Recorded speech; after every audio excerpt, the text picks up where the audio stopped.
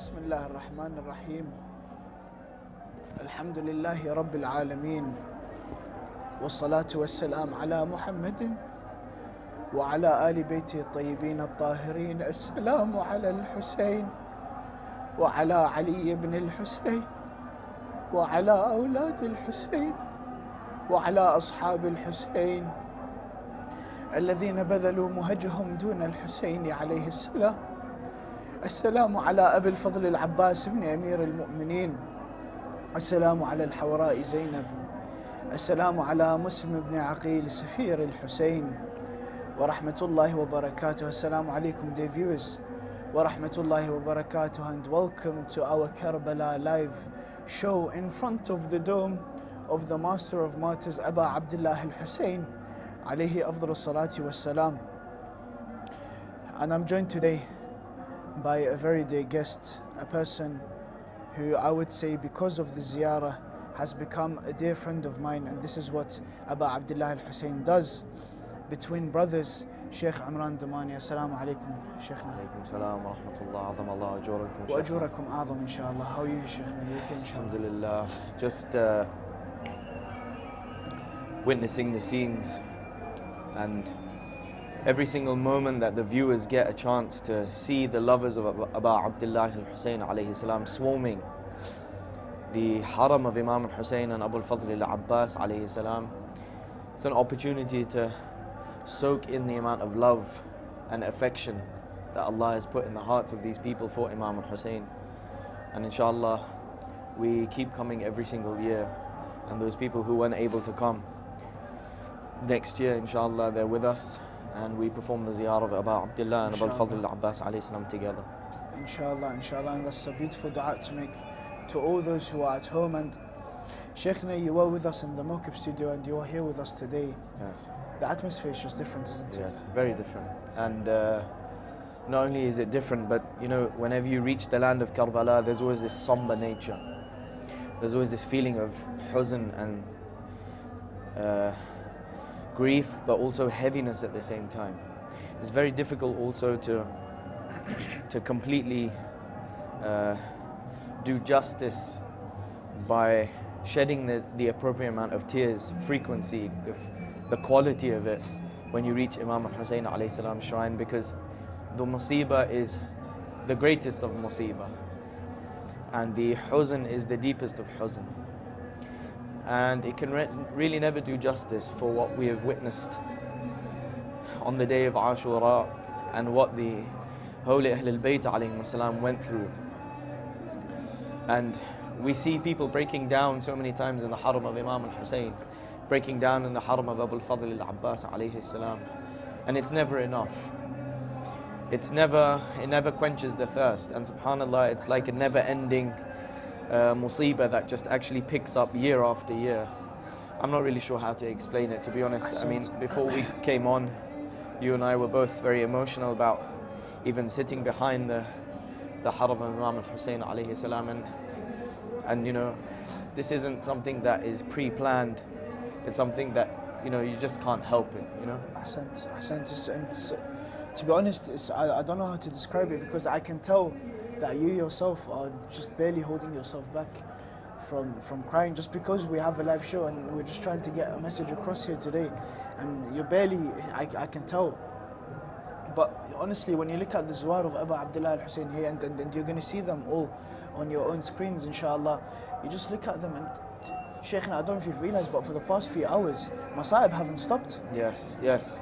I mean, we just passed a mawkib of the Lebanese Sha'b Lebanani, and subhanallah, an old man was crying, literally bent over. He couldn't take it anymore because the person was reciting the Masa'ib of Sayyidah Zainab salamullahi alayha. Of course, these are the ayyam of Sayyidah Zainab salamullahi alayha. These are the ayyam where the Ahl al-Bayt alayhim salam returned back with Imam al-Sajjad alayhi salam. But really, it's very interesting. When you go to the haram of Amir al-Mu'mineen, for some reason you remember Fatima al-Zahra. When you go to the haram of Abu al-Fadl al-Abbas, the remembrance of Sukaina and Ruqayya come. But when you enter the haram of Imam al-Hussein, Very strange, I don't know if you felt this or not. Suddenly the name Zainab just keeps coming in your mind all the time. Especially today, Shaykhna, because you know, it might be only 11 p.m. where our brothers and sisters are in London or in any other city that they are, they might still be behind. But for us, the day of Arba'in has come, and today we walked into the shrine. Just before I came in, there was also a mawkib, a group of us from London, and we came. I literally just left them Bain al-Haramain just to make it in time. Shaykhna, we entered, and the first thing that came to mind, and there were those three of us holding the microphone reciting for the mawkib. The first thing that came to mind was it was on a day like this that Sayyidah Zainab would return their heads to the bodies. It was on a day like this that they would be carrying them. They want to rejoin them with the bodies. On a day like this, all we had to do on the microphone, Shaykhna, is shout Labbaik Ya Hussein, and all the mourners were crying. Every single one of them. Why is it, especially on days like this, why do these words just make anyone burst? I'm not really sure how to describe it, but when I was in the Haram, we entered from Bab al-Raja, and mashallah, the Ataba of Husayniyah have placed some ahadith around the sahan of Imam al-Husayn alayhi salam. Salamullah alayhi. There is one hadith maybe that answers your question. The hadith states that on the day of Qiyamah, Allah Azza wa Jal will ask, Ayna zawar qabr al-Husayn alayhi salam? Where are the zawar of Imam al-Husayn alayhi salam? And they'll be brought forward in front of Allah Azza wa Jal and all the angels. And Allah Azza wa Jal will directly ask these people, for what reason did you visit Imam al-Husayn alayhi salam? And the response will be that we visited Imam al-Husayn for the following reason: حبا لرسول الله وحبا لأمير المؤمنين وحبا لفاطمة والحسن. And the hadith states that when they respond like this, Allah Azza wa Jal will respond. In fact, sorry, it doesn't say who will respond, it says a voice will respond saying that هذا محمد وعلي وفاطمة والحسن والحسين ألحقوا بهم. Here is Muhammad and Ali and Fatima and Hassan and Hussein. ألحقوا بهم, catch up to them. حتى ينتق until they are transferred into the company of the Ahl al-Bayt, the Ahl al-Kisa. And then it says حتى يدخلون الجنة جميعا. That all these lovers of Rasulullah and Imam Ali and Fatima al-Zahra and Imam Hassan and Imam Hussein, not only will they catch up to the Ahl al-Kisa, rather they will enter Jannah together. Allahu Akbar. And perhaps the greatest manifestation of all these zawar, of all these lovers of Imam al-Hussein, is that they've come visiting Hussein ibn Ali and Abu al-Fadl al-Abbas alayhi salam, حُبًّا لِمُحَمَّد وَعَلِي وَفَاطِمَة وَالْحَسَنِ وَالْحُسَيْنِ.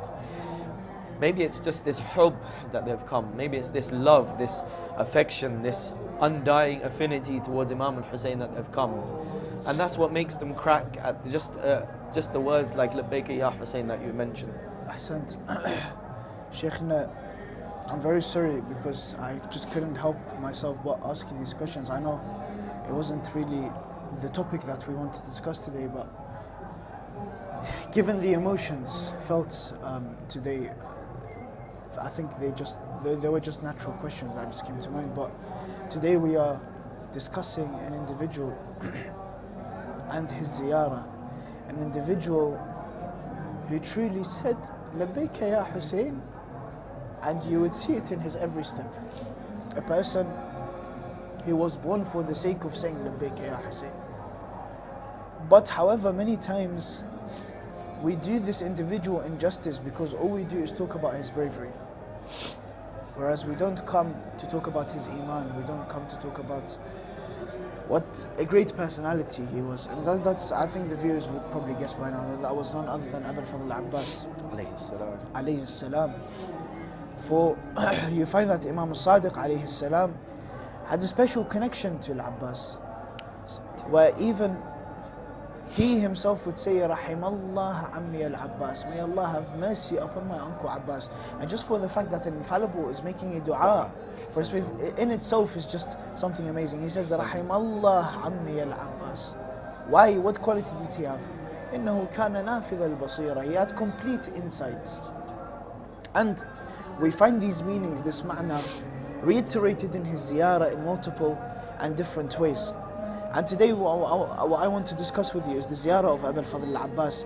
And as we know that the ziyarah is actually by Imam al-Sadiq alayhi salam. So if you can just give us an introduction to the ziyarah, the way the ziyarah goes, maybe how it came about. So like you mentioned, this ziyarah is from Al-Imam al-Sadiq alayhi salam. And there's various lines in the ziyarah that we can discuss.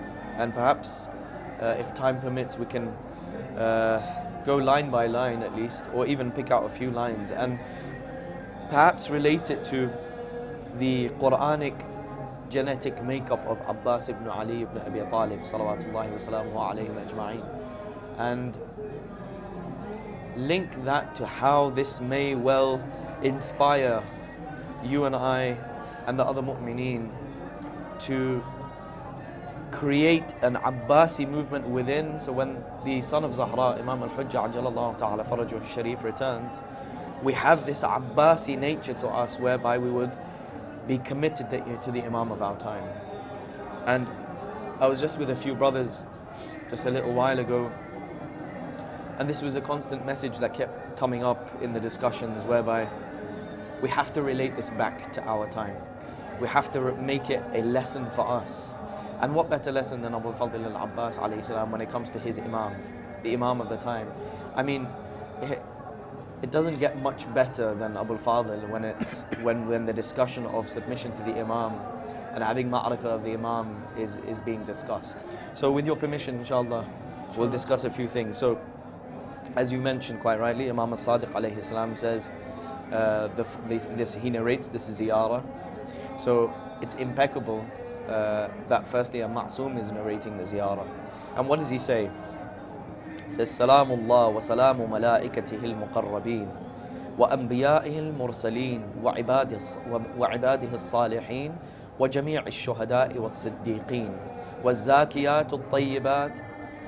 I mean, just those group of people, he hasn't really left a stone unturned.